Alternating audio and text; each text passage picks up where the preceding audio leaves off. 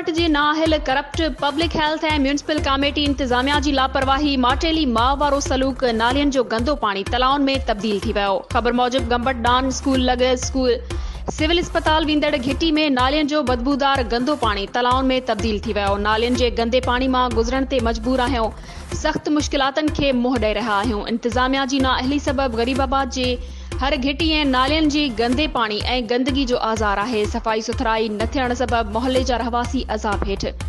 ॿारड़ा मुख़्तलिफ़ बीमारियुनि में मुब्तला थींदा पिया वञनि। घिटी में नालियन जे गंदे पानी जे बीहण सबब रमज़ान शरीफ़ जे महीने में रोज़ेदार नमाज़ी मस्जिद में नमाज़ पढ़ण लाइ घरनि खां निकिरी नथा सघनि। शहरियन कमिश्नर सखर डीसी खैरपुर ॿियनि अख़्तियारियुनि खां मुतालबो कयो आहे त फौरी तौर ते डान स्कूल लॻ मोहल्ले मां नालियन ऐं गटरनि जे बीठल पाणी जी नेकाली जो सिस्टम बहाल करे असांखे बुनियादी सहूलतूं मुहैया कयूं वञनि।